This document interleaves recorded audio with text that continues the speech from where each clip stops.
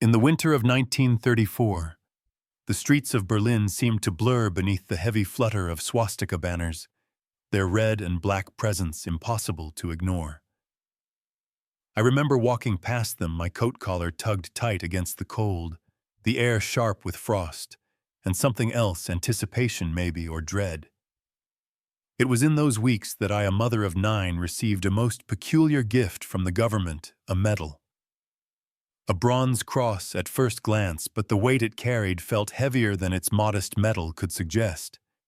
It was the Cross of Honor of the German mother, and mine came in gold. The state had designed these medals in 3 grades: bronze for 4 children, silver for 6, and gold for 8 or more. I wore mine on a black, white, red ribbon as instructed, though I rarely chose to put it on, without some occasion forcing me to. It was supposed to symbolize pride, to mark me as a model mother of the Reich. Yet what I felt most, as I stood among 16 other women during the ceremony in our town square, was something that trembled between embarrassment and something harder to name. They played a march. There were hundreds in attendance, or at least it felt that way. Uniforms everywhere, polished boots on stone, the mayor in his best coat, his voice booming as he called us saviors of German blood. I smiled because I was expected to. I shook hands and bowed my head. But later alone I wrote in my diary with fingers that still tingled from the cold, "They honor my womb while imprisoning my mind." That line came to me without effort, and I underlined it twice slowly, as though drawing the bars of a cell. In my younger years, during the brief bloom of the Weimar Republic, I had tasted something close to freedom. Women had the vote. We spoke at meetings. We entered professions. I once dreamed of studying literature properly, perhaps teaching it. But dreams do not survive long in a world that demands children and silence from its women. When the National Socialists came to power, all those small advancements we had earned seemed to crack and fall away like ice underfoot. My husband, who once scoffed at politics, now warned me gently not to speak too freely. The girls I had taught to question now quoted slogans, and I stood in line to receive a medal for motherhood, while the life of the mind shrank into something private and unspoken. They said we were to return to the 3 sacred K's, Kinderküche Kirche, children, kitchen church. A phrase older than this regime, yes, but suddenly it was everywhere again. On posters in classrooms, in the speeches, broadcast through crackling radios. Kaiser Wilhelm had once said it, but Hitler's men turned it into law. In practice, it meant more than just glorifying domesticity. It meant the slow, deliberate stripping away of every other possibility. Women were dismissed from civil service posts with little explanation. University quotas meant that no more than 10% of students could be female. In our village school, girls were now given lessons in household science, sewing, and cooking taught with such gravity, you'd think it were statecraft.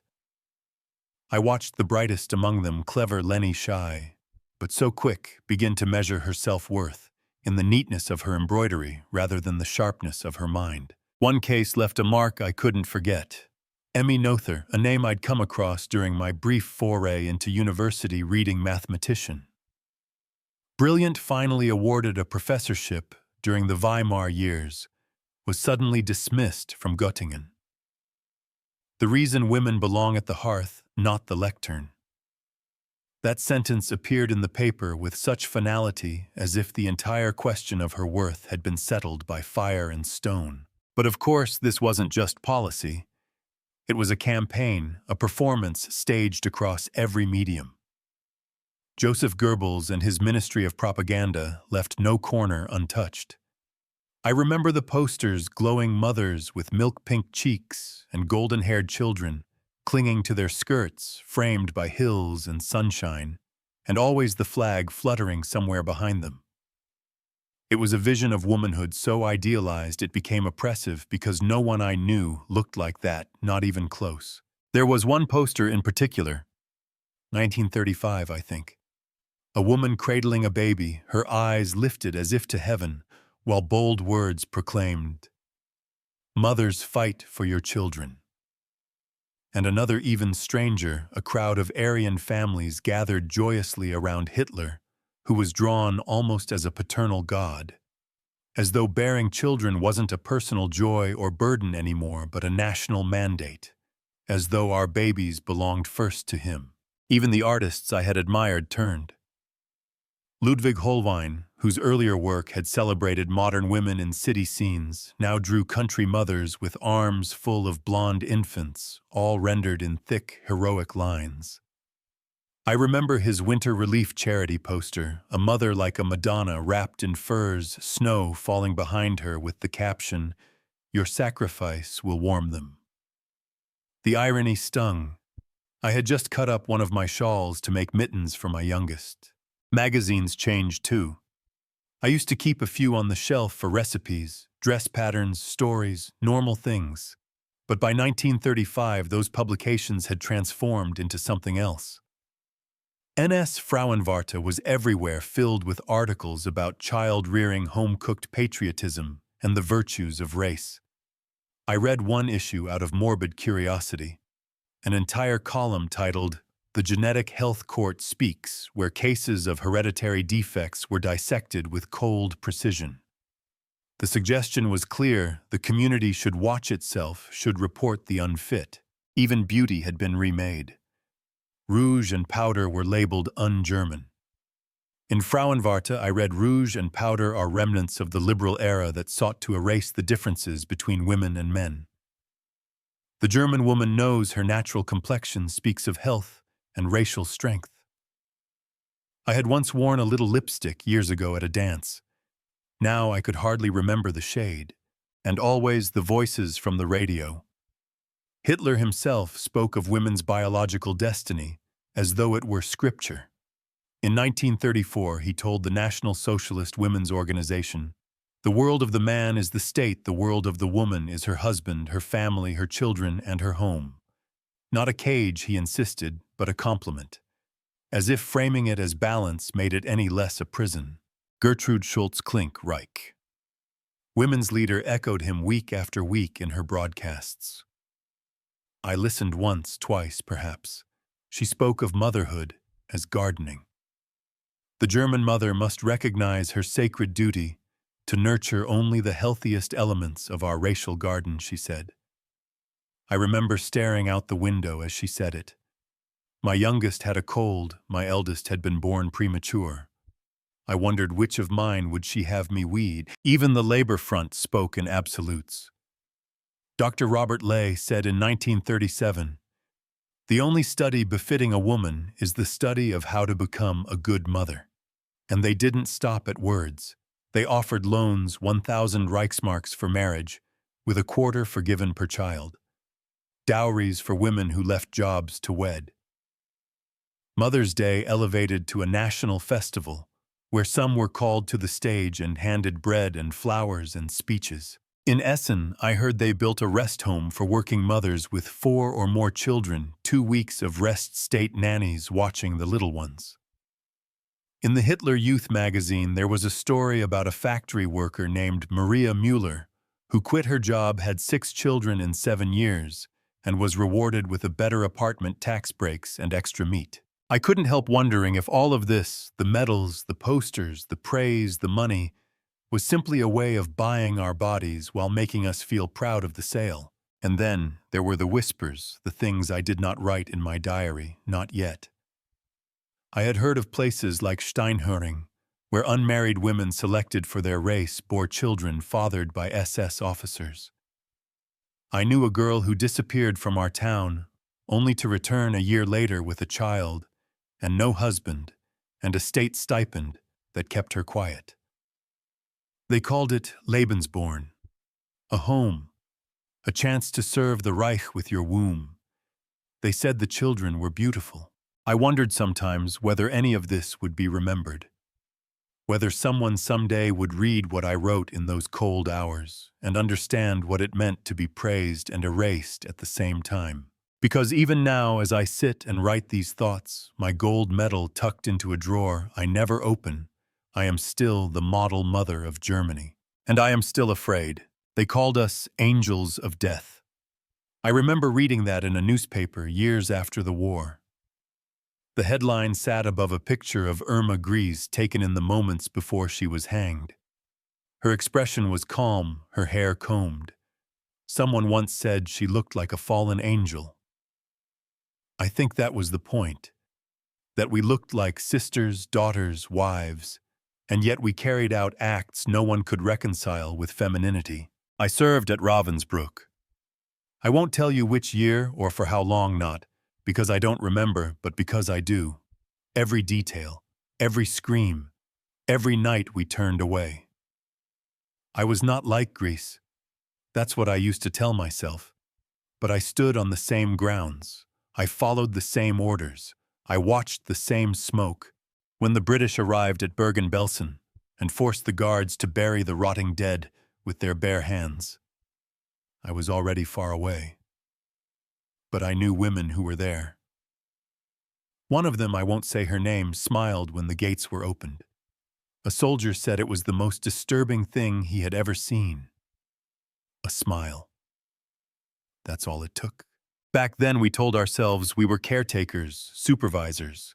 Officerinnen they called us. Overseers. But what we oversaw was cruelty. By 1945, there were nearly 4,000 of us women in gray-blue uniforms, skirts instead of trousers, truncheons instead of rifles. We weren't given the SS insignia, just an armband, a small swastika enough to mark us as belonging. The training began at Ravensbrück. I arrived thinking I was going to be a clerk, maybe help with logistics. That's what the posting had suggested. Good pay, benefits, food rationing not as tight. Career advancement, the notice promised. I remember the instructor, Dorothea Binns, blonde, tall, terrifying, even in stillness. She taught us how to snap a whip with the wrist, not the arm. If you hesitate, they will eat you alive, she said. The first week, a woman vomited watching a prisoner beaten until she couldn't stand. By the third week, we all watched in silence. By graduation, we practiced on the model camp they'd built behind the barracks' wooden fences, tiny watchtowers, and dummy prisoners made of straw. It felt like play acting, until it wasn't. I saw kindness once or twice. A woman named Marshall sneaked extra bread into a cell block. Another guard, Botha, I think, looked the other way when an old woman stole cabbage from the kitchen. But those were flickers. Most of us obeyed, and some too many relished it. There was Nityalek at Majdanek, who made women stand barefoot in icy water. I never met her, but her stories spread like folklore. Charlotte, they called her. Bloody Brigitte. Stomping Mare. Sadist of Stutthof. The names piled up. I shared a dormitory wall with Hertha Ehlert once. You could hear her laughing through the partition some nights, not always pleasantly. She was tried later. Claimed she had no choice. That if she hadn't served, she'd be in the camps herself. Maybe it was true. Maybe not. At Auschwitz, there was Mandel Maria Mandel, who kept records like a librarian. She built the women's orchestra, forced them to play as others marched to death. I don't know how she chose which ones to spare, which to send. She wrote her name in cursive at the bottom of execution lists, as if that made it more proper. And then Irma. She was younger than most, barely 19 when she started. Pretty airy and perfect. Men stared. But inside the camp she was something else entirely. Boots reinforced with steel. Dogs trained to bite. She once bragged about selecting women with decorative tattoos so their skin could be used for lampshades. I didn't believe it at first. Then I saw the workshop in Buchenwald. I never asked again. Irma bit her lip when she sent people to their deaths. A twitch like pleasure. She died at 22, one of the youngest executed. I often wondered if she believed in anything or if she just enjoyed the power. Some of us came from farms, others from towns. We weren't monsters when we started. I'd been a nursing assistant, half-trained, dismissed during restructuring. The war made everything chaotic. A uniform meant food, stability, authority. They taught us to believe we were protectors of the nation. We wore clean dresses, we braided our hair, and we looked the other way. Ilse Koch, she wasn't technically one of us, not an overseer. But she was worse. Rode through Buchenwald on horseback, carried a whip. Ordered the construction of a private zoo using prisoner labor. They called her the Witch of Buchenwald. Claimed she had lampshades made of tattooed skin. She said she didn't. Who would admit it? She went to prison, then was released, then tried again. She took her life in 1967. In the end, it was not justice that found her, but memory. I've seen the pictures. The women in lines. The prisoners staring at us skeletal.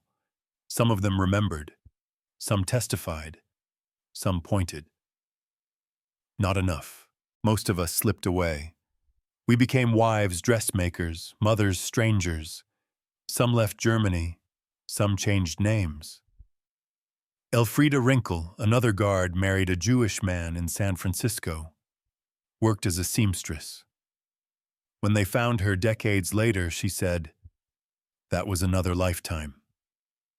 I was a different person then.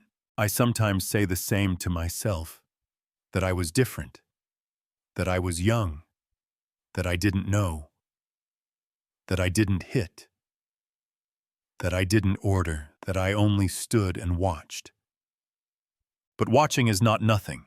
They used to call me Fräulein Doctor, not because I had a degree, though I liked to pretend I did, but because I knew how to walk into a room, speak 3 languages, smile like a diplomat's wife, and disappear before anyone realized what they'd said to me. I wasn't a killer. I didn't carry a gun. But I sat across from men who thought I was harmless, and I gathered every word they gave away. I entered Paris in November 1944 under a different name. My French was fluent, my papers perfect. I wore the latest coats, had my hair curled at an expensive salon, and told everyone I was in the fashion business. That gave me a reason to travel, to linger in hotel lobbies and government buildings, to strike up harmless conversations in cafes with men in uniform. What they didn't know, what they couldn't imagine, was that my makeup case carried a radio transmitter. I was far from the only one. There were hundreds of us scattered across Europe. Female agents trained not to fight with weapons, but with silence, smiles, and memory. The SD understood what others didn't, that women could move through the world unnoticed, step between shadows, be dismissed as secretaries or mistresses, while carrying more power than a dozen uniformed men. Some of us operated under old code names, Fräulein Dr. Salon Dame Courier 9. Others were just entries in a ledger in Berlin, cross-indexed by language, beauty, or psychological profile. I was told my eyes made men trust me. I never decided if that was a compliment or a curse. Our training school sat near Tegernsee, disguised as a finishing school. A villa, white shutters, flower boxes. But inside we practiced Morse code, poisons, seduction. The older instructors, some had worked in cabarets before the First War, taught us how to make a man speak without asking him anything at all. One of them once told me, "Never let him think you're listening. He'll tell you everything just to impress you." I remember one of our best, Vera von Schallberg, half Danish, half Russian. She worked in London before the war, posing as a refugee. By the time the British realized what she was, she had already passed blueprints of naval bases back to Berlin. She vanished in Russia in 1941, but in the hallways of our training house her name lingered like perfume. We weren't only deployed abroad. Inside Germany, the SD had other uses for women like me. I worked briefly as a Blockwartin, a building warden in Berlin, logging, who visited who whispered behind closed doors, who failed to salute the radio during Hitler's speeches. Later I moved to Munich, slipped into Schwabing cafes, sketched portraits of dissidents while sipping tea. A few arrests followed each sketch. I knew women like Stella Kubler, the blonde ghost Jewish herself, turned hunter tracking others in hiding to save her own life. They said she found over 3,000. I met her once in passing. Her eyes were always scanning even while smiling, like mine. We were useful not just for surveillance, but as bait. Salon dames, they called us, elegant women trained to target diplomats and attachés. I once shared a train compartment with a Swedish officer for 3 hours and walked away with every detail of his country's trade policy. He believed he was wooing a lonely widow.